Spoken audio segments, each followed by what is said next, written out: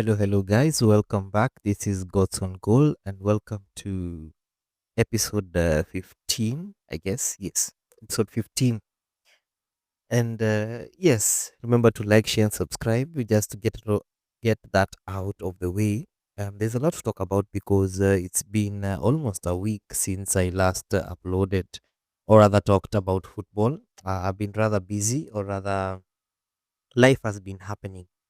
But now that we are here, it's good that we can be able to talk about lots and lots of things because personally I love speaking, and this is interesting for me to continue doing for the rest of the episode. But it won't be a crazy long one, but it should be an interesting one. So what we're going to talk about, especially, is in the Champions League game, Arsenal versus Slavia Prague, that happened over the week.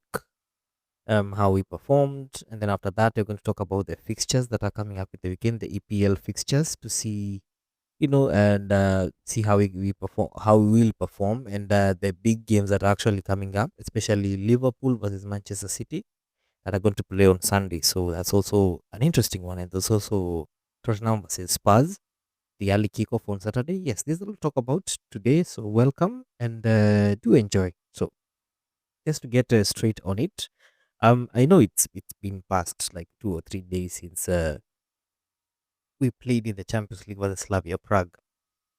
And we had a host of injuries in our team.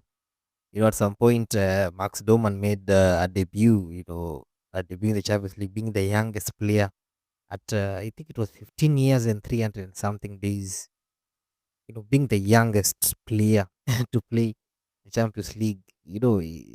That's massive. Also, if you look at it on the other direction, is that there were some players who were actually missing, and that is why he was actually even in the squad. We start with Merino up top. We had Trossard, Bukayo Saka was there. He actually scored a very, very good penalty. The midfield was the usual same. We did have Zubimendi, who was suspended, but my uncle called Nogad. He made an appearance. He played really well. I guess it was like more. If you actually check what he was saying about the game specifically, he said that he enjoyed, especially the listening to the Champions League anthem. He was happy. You could see in the video. He played really, really good. He wasn't Zubimendi, or rather, he didn't do like anything extraordinary. But rather, he's he's meeting expectations from what we expect from a squad player. Just come in, put in your shifts. Play, don't get injured. Help the team, and that's basically it. That was our midfield with Rice, Nogard, and it was Nwaneri. Yes, Nwaneri. Eze came in later, and our defense was with we actually played Hinkapi. I think Kepa is injured, Saliba and Gabriel, and then we had Timber. Since it's a Champions League game, we expected that the lineup is going to be strong, regardless of the opponent, because the next two Champions League games we are going to be playing Bayern, who have actually won 4 in 4 games, the same with us. They're going to play Inter Milan. So those are the two teams that we are actually competing with them, and both of us are on top, are unbeaten. Arsenal haven't conceded a goal in the Champions League. They've only conceded 3 in the league. Basically, only 3 goals in all competitions. So if you look at that from that angle, I guess it's a tight match. And that same week, especially after the international break, we will be facing Spurs first, and then Bayern Munich in the Champions League, and then Chelsea over the weekend. So that's also another interesting week. Hopefully, that the players who are going to the international break do not necessarily get injured or come back fatigued. They can come back. We need them in the running. We want to continue with our clean sheet record, especially against Sunderland over the weekend. We need to continue winning. As much as teams are losing games, we don't have to depend on them. But we'll have to capitalize on our chances that we get from the onset. But all in all, I don't think it's a bad way to enjoy football. They're calling a set piece FC, blah blah blah. Me, I want to score. Like I said it even in my previous episode. I want to score as many set pieces as possible. I want goals to enter the back of the net. I don't even really care how they go in. I want to keep a clean sheet. I want I want to see Arsenal win games because the more games we win, the closer and closer we get to titles, be it the Carabao Cup, the Champions League, the FA Cup, or the Premier League. Of course, the Premier League should be the first that you go to. Like, yo, this is what I want. This is what I should be aiming for. Yes, that is it. But there are also these other cup games where other players, as you've seen, that once we rotate our team, we have enough players to rotate a whole team at this point. If everyone is fit, we have that. Also, I have seen if you've seen in one of those training videos for Arsenal, you can see Gabriel Jesus is back in training. He's kicking the ball, which is a good sight to see. He's back in the December. He was here last year December. In that this November December season, he scored some really really amazing goals. Then he got injured again, and then he had to go to for surgery. Now he has been rehabilitated. I don't know whether he'll play for Arsenal again. I've read rumors that Gabriel Jesus might be sold in January. I don't really know. I'd rather, if we keep him for rotational options, especially since he's a versatile player who can play on both wings, whether it's in the left or the right wing. He can play. He can deliver, remove some minutes from Saka. We don't know about the fitness of Madueke since it is his first season. Martinelli rarely get injured, so but he is injured currently. He can also play as a striker. We have Havertz there. Havertz can also play in the midfield. Our front line is not looking bad because we have players that can actually do their job. So, yeah. So yes, I think it was a good win. Yeah, Champions League. I can't really complain. We got the 3 points. That is basically it. The players performed well. The fans were great. People have said so many things about how Arsenal is dependent on set pieces and blah blah blah. Yet again, in the Champions League, the team with the most set pieces goals scored is Liverpool with 5, and Arsenal is the next one with 3. Second again, ole ole. Second again. Yo, funny, they try to banter my team and say, "Oh, we are depending on set pieces. We are depending on, you know, some funny stats that they try to pull out, saying that we aren't good enough. We don't create open play chances or open play goals."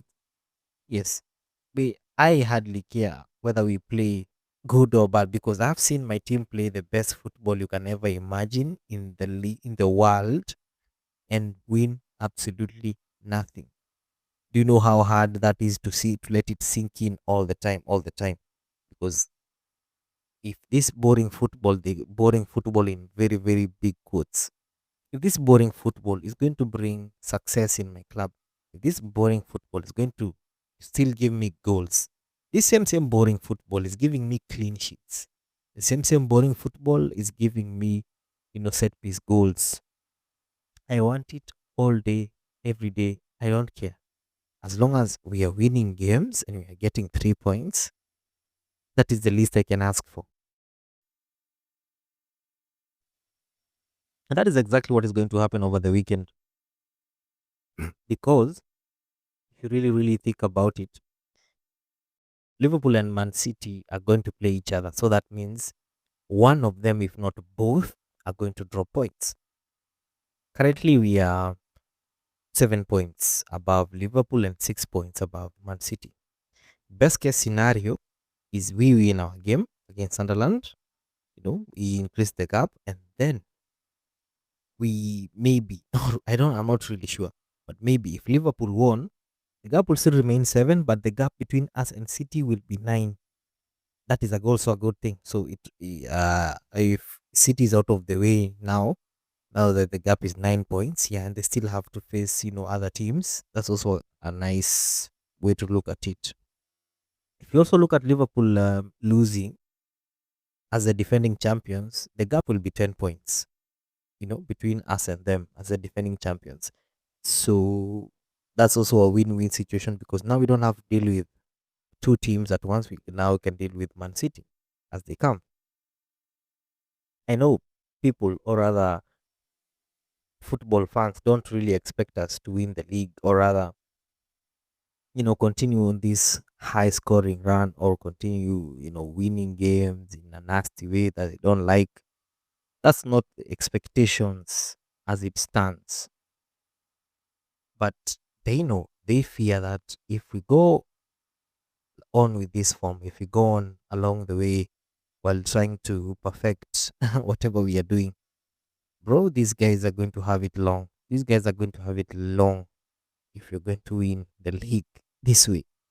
Yes, and that is what we want. That is exactly why we enjoy the game because we have to win. We have to find a way to win. So yes, back to the Man City game because that's the main game over the weekend. Before I talk about Spurs and Manchester United and other games that we are going to expect over the weekend, that that it only matters if you're going to win our game. The best case scenario, and I mean the best case scenario in that game is both of them to draw. That means you're going to increase the gap between us and Man City to 8 points, I guess, because currently it's six. Yes, to 8 points. We're going to increase the gap between us and Liverpool to 9 points.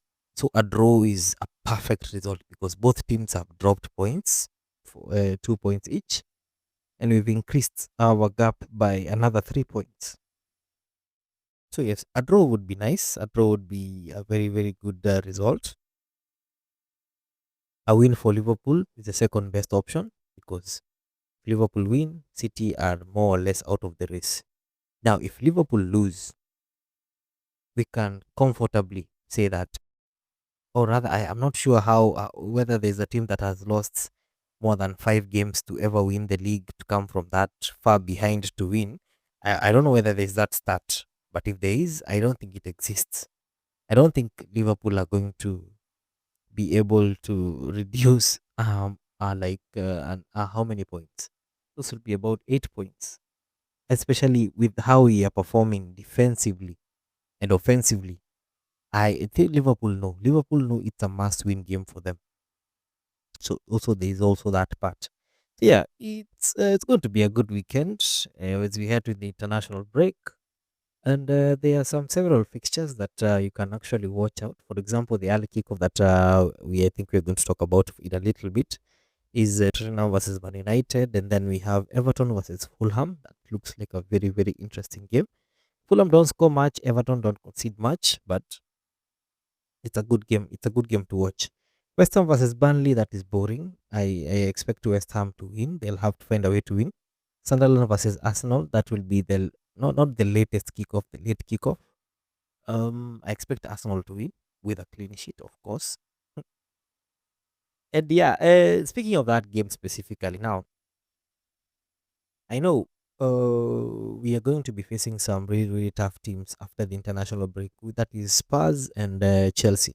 Those are London derbies. That's a 6 pointer. Like it can go either way. Now that I'm here, watching Sunderland, how they are playing, they are currently fourth on the table. I mean, they're doing really well. They aren't really a small team. They have players like Granit Xhaka.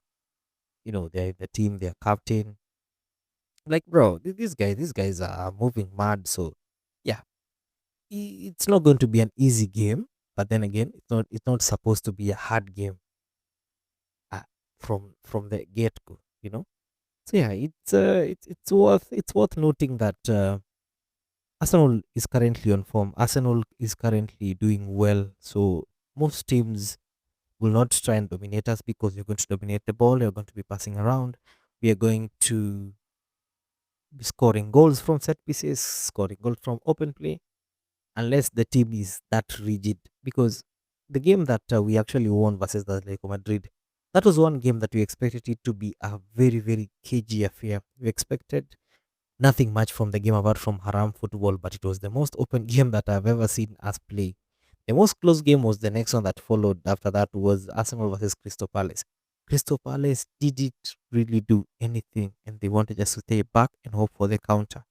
Once that first goal went in, that is when their tactics went to bed and they could not cope with us at any point. That is one of the hardest games that I've watched us play because we weren't really moving that much. But at least we won. At least. That is the main thing. So the other game is Chelsea versus Wolves. Wolves haven't won a single game this season. Chelsea, on the other hand, they're not really actually having a bad season. They haven't lost so many games, as I guess so. So yeah, Chelsea expect them to beat Wolves unless a miracle happens, which I don't think it will. So yes. Then we come to the Sunday matches. We have Crystal Palace versus Brighton. That's a good one. Aston Villa versus Bournemouth. Brentford versus Newcastle. Oh, now I'm going to speak a little bit about Newcastle. I think it was on the previous episode when you were talking about the Carabao. I think it was the Carabao Cup. Was it the Carabao Cup or the league or something? You know, versus after I think it was before the Burnley game. I was so angry. Let me just be open. I was so angry. I mean, I was so angry with Newcastle. Like, why did you lose to West Ham? Of all teams, I was so bored. Even if you watch, I was wearing a Newcastle jersey. This is an audio version. Sorry, not sorry, because I'm tired. I'm very tired. So yes, why did Newcastle lose? They performed well in the Champions League. They won 2-0, so that's also good. But why did they lose to West Ham? Of all teams that you can lose to, you have to be fucking West Ham. West Ham. Oh my god. But anyway, moving on swiftly here. So that's another game versus Brentford. Yeah, that is a game that I will watch on Sunday. Yes, if I get a chance. Then there's Nottingham Forest versus Leeds. That's also in the evening. And then the main match, Man City versus Liverpool. I am predicting a draw, but yeah. So yes, the teams that are probably going to win, Tottenham versus Man. Oh, now let me talk about Tottenham versus Man United. Now that is the main thing I'll talk about now, and then we can end this show till the next time. So Spurs versus Man United. If you check their record, especially last season, they beat Manchester United. I think it was 4 times in all competitions, be it in the Carabao Cup, be it in the league. They also beat them in a final in the Europa League. That is why Spurs fans are becoming very mouthy. They're becoming very, bold with how they talk. But yeah, if your team wins trophies, I don't think there's anything bad with you bragging about what your team has won for you, the fans, and for themselves. For Man United, Ruben Amorim actually won the Manager of the Month for October. Was it October? Yes. It was 3 games. He won all three. That was against Liverpool, Brighton, and what's his other team? Yeah, the three funny games. So he's definitely picking up points where he wasn't expected to do, but he's actually pulling up with the numbers. And this is a numbers game. And in a numbers game, the winner is the one with the highest numbers, and the highest numbers is the one with the most goals, and the one who doesn't concede much. Whether you concede one or two, but at least you don't concede much across the season if you are continuing to win games. Tottenham versus Man United. Now, as much as they hate Spurs, as much as they don't really like them, it's going to be a tough watch, because now I would wish both teams to lose. I'd care less if actually Spurs lost. I'd actually care less. I don't really rate them that much. So yes, Tottenham winning versus Man United is very, very likely because Man United really struggled against Spurs of late. And Spurs is one of those teams that, especially with the new manager, of course, they've improved in set pieces and everything. If they actually get a chance to get at you, and the way they were so used to Man United, they will make sure that they get at you and they win that game. Spurs is riddled with a lot of injuries as you speak, almost like half the team. I don't know who's going to even start. I don't know so much about their players. I know about the injuries because your injuries have been happening left, right, and center in every single EPL team. So that's also something to be concerned about. But yeah, it wasn't like a bad thing to know.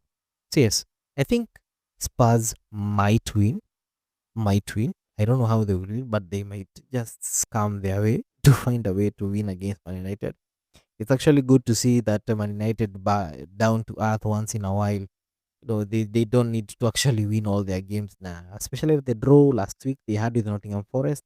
That really humbled them much. And you want some more humbling. if they manage to not win versus Tottenham, I guess we are back to where we started with Amorim because majority of our United fans wanted really Amorim to go because they said he wasn't flexible enough. He doesn't rotate the system. He's just a democratic person, always talking well with the press and everything. His teams aren't performing. The strikers aren't scoring. Apart from just depending on a Bruno brilliance or a chance that he can actually manufacture from wherever he decides to do. So yeah, uh, there's a lot hanging in the balance of this game. A draw also, I don't think it will end up in a draw. Really, I don't think it will end up in a draw. This both teams will fight for the win. Tottenham have been performing really poorly at home at their home ground ever since it was rebuilt in 2019. They have lost more than 40 matches there. That is across all competition. Okay, in the league, in the Champions League, actually, funny enough, in Europe in general, they have. I don't think they've ever lost a game at home in a long time. But when it comes to the league, they have more wins. They have more, especially this season. They have more wins in away games than compared to home games. So yes, I expect it to be not necessarily a cagey affair, but I expect it to be an affair of convenience. Like let's get on with it. Let's do this and that. Let's pick some goals. That is basically it. So yeah, I hope, I really hope that they find a way to lose both of them. I don't know how, but they have to find a way to lose both of them. That would give me peace of mind to know that yes, both teams have lost, but now I'll have to laugh at the loser, whoever will be. But it will entirely depend on how my team performs because if you play early, perform early, get your results early, you rest early. Same case goes to these other teams and everyone else who's going to be watching. So, yeah. I hope you guys are going to enjoy another week another football week in the international break now. I'll be able to add more episodes at least now to talk about how the teams are performing. We can find topics to talk about even in the international to see how. And I'll also like to know what is happening with my country, Kenya, when it comes to international football because I rarely get to understand what really happens in the international break when most leagues, if not all, aren't really playing. So yes, this is God's on goal. Remember to like, share, and subscribe. Thank you so much for your time. We're going to be talking about more football, more banter, more interesting stuff. I'm still trying to get my host to do a show with me because this guy has been lacking. So, but that's a story for another day. So yes, you guys enjoy. Do have a lovely weekend. I'll see you guys after the Arsenal game. I'll have a match reaction. I think it will be on going on the Chelsea game. I'll have a match reaction after that, and then we'll have also another match reaction on Sunday after the Man City game. So yes, it's going to be a good weekend where we're going to see how it is. But yeah, you guys enjoy and see you soon. And thank you again.